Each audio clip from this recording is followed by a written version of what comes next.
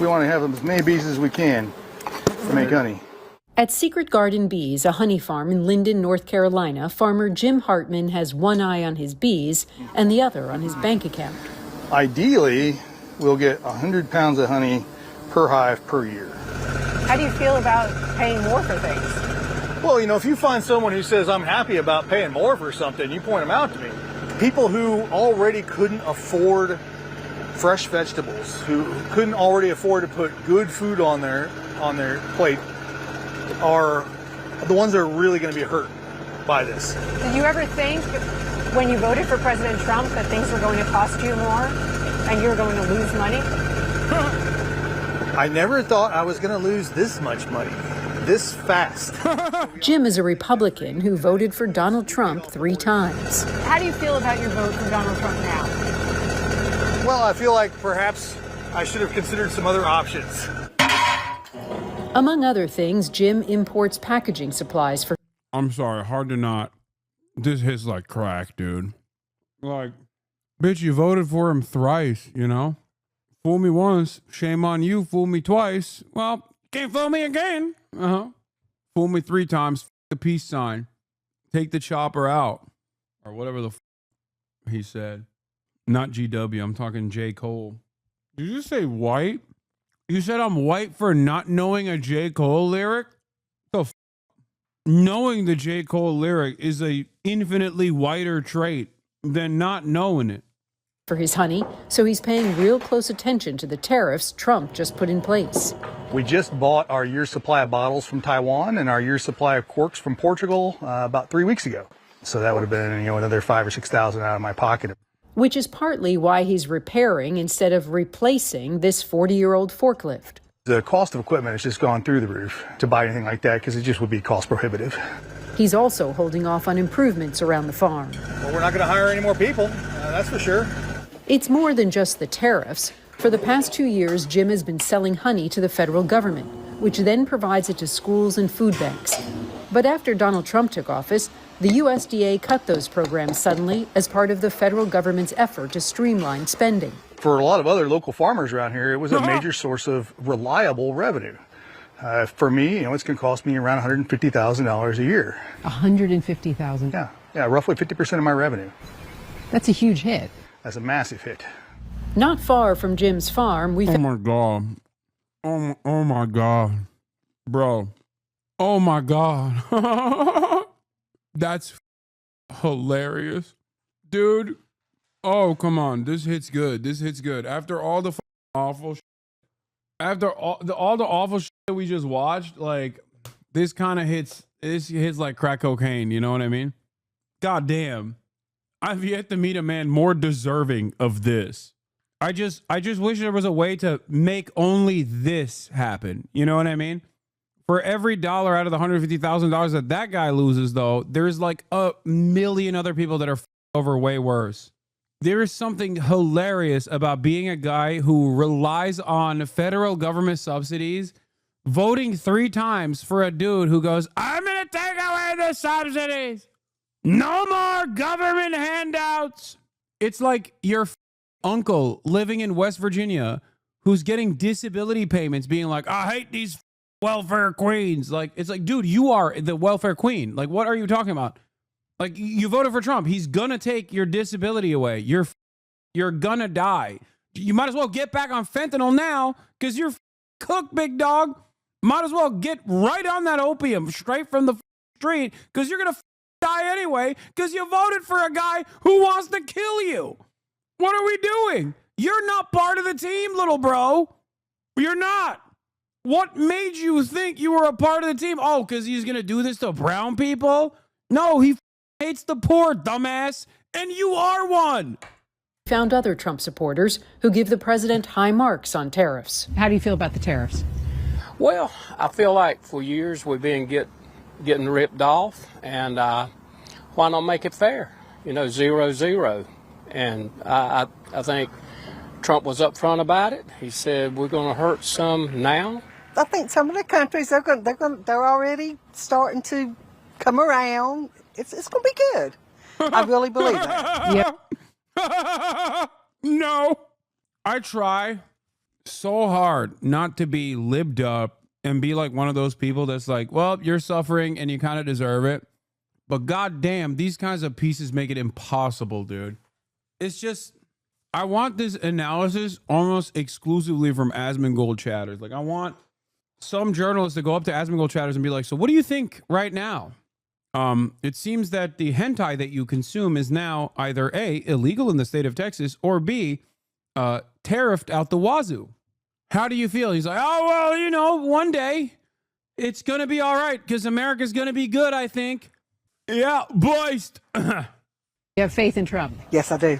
I think he's doing the right thing. In order for us to get back where we need to be, he needs to get the money somewhere, and they're charging us. Why not charge them? Back at Jim's farm, though, still plenty of work. What are you saying, bro? What? You've been alive for so many years. You haven't even been you accidentally haven't even like encountered the truth. How is this possible? These people are so easy to dupe, man. None of them know how tariffs work. None of them care to understand it. None of them care to understand the impact when it starts hitting their wallets. Like, at least the small business owner kind of understands directly who's over, right? At least this business owner understands it, partially because like $150,000 of revenue, which is 50% of his yearly earnings. Well, that's pretty significant. When that goes away directly because the federal government no longer has that program, you're like, okay, well, you me. You me big time. You piece of shit. You destroyed my life. But for a lot of these other people, like, they're just going to see prices go up on everything, partially because of the tariffs and partially because of market competition. Other companies, even domestically manufactured companies, are most likely going to increase their prices as well because they can get away with it. That's just how it works. Sorry, sucks to suck. God forbid we have any sort of regulation surrounding that thing. That would be communism. Can't have that. And I don't think they're going to understand who did this to them. They're not going to go, oh, maybe Trump's moves were responsible for my current financial predicaments. They'll just go, yeah, it's because he hasn't killed enough gay people or some shit. He says raw honey is considered a luxury good, similar to organic vegetables. As prices rise, I don't know what that's going to do to consumer spending. Trump paused the majority of the tariffs for 90 days after we'd left Jim's farm. Jim told us by phone, it's flip-flopped so many times you can't take it to the bank. Who knows what it will be next week? Adding, it seems like he's heard the American. No, it'll just be unlimited xenophobia. Yeah, those guys are probably going to think, it's the Chinese. How dare the Chinese do this to me? I can see that. They'll blame China. God, people are so stupid. I have no, I lose the remaining empathy that I have for these. Read if you can. My uncle in West Virginia died on welfare, had an addiction to opium, was the cause of death. You're not wrong, but true. Sucks, but this is the reality. Is people hits home. Yeah. The thing is, like, even for domestically manufactured goods, the way that global trade is designed, there are so many parts of the domestically manufactured goods that will have their prices increase because every aspect of trade touches different parts of the planet. Like, think about your computer for a second. Every business needs computer parts. Every business needs computers, okay? Just that alone. Think about what that does. Think about where your GPU, like all the different parts of your GPU come from. Think about all the different parts where your CPU, like all the parts, the components that make up your CPU, where that comes from. The minerals necessary that need to be extracted from different parts of the planet, assembled in a manufacturing plant in most likely China. The chips are made in Taiwan. Like, dude, there is no way to apply universal tariffs at 10% and not assume that even domestic goods are not going to go up in price.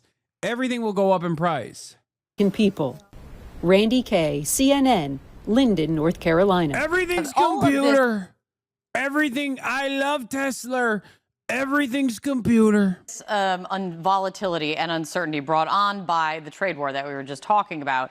You know, you've got you've got China announcing it's raising retaliatory tariffs on U.S. goods from 84% to 25%. That coming after President Trump hiked the rate of Chinese goods, the rate on Chinese goods coming into America from 104% now to 145%. All of that, creating so much uncertainty, is having a real and immediate impact on businesses big and small across the country.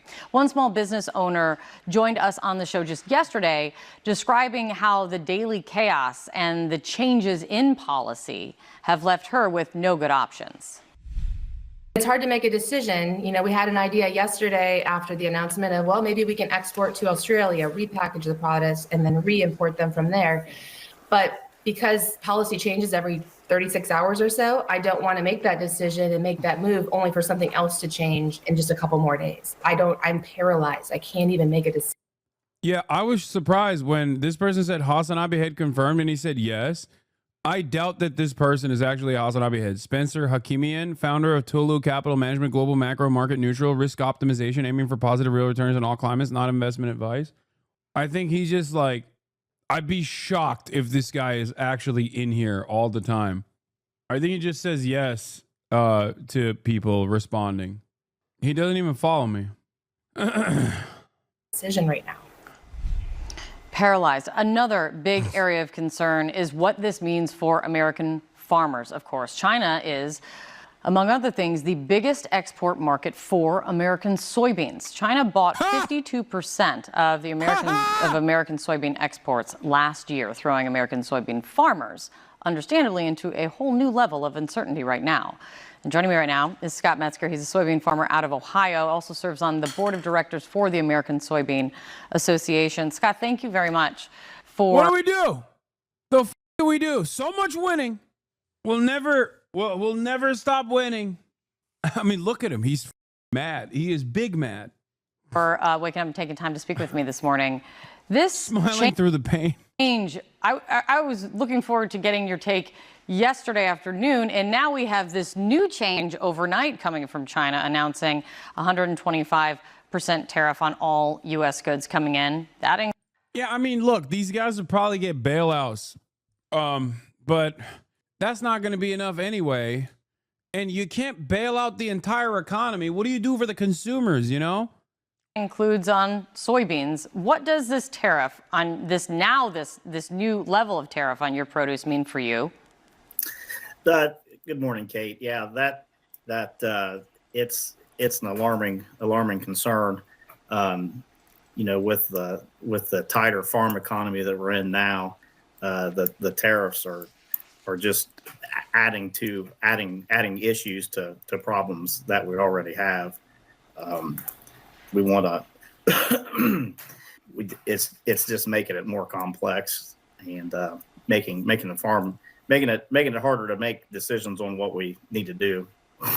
I've heard the word complex from a couple farmers actually as well. It's already a complicated situation, and now it's becoming even more complex. I mean, you're, I believe, a sixth generation farmer, farming with your brother and cousins. How does this moment feel for you? Well, you know, we never have, going back to 2018. We really haven't recovered from the tariff trade wars back then, and you know we were probably 40% higher on soybean prices back then, and the farm economy in general was a lot better back then.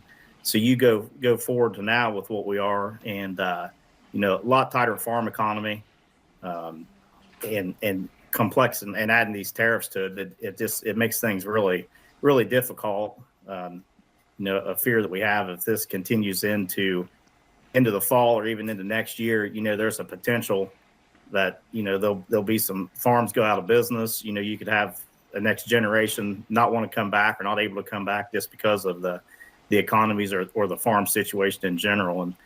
And adding these tariffs to this, you know, there's just no room for error. But personally, in our operation in the state of Ohio last year, we were in extreme drought, and we roughly had half of a soybean crop and a corn crop last year.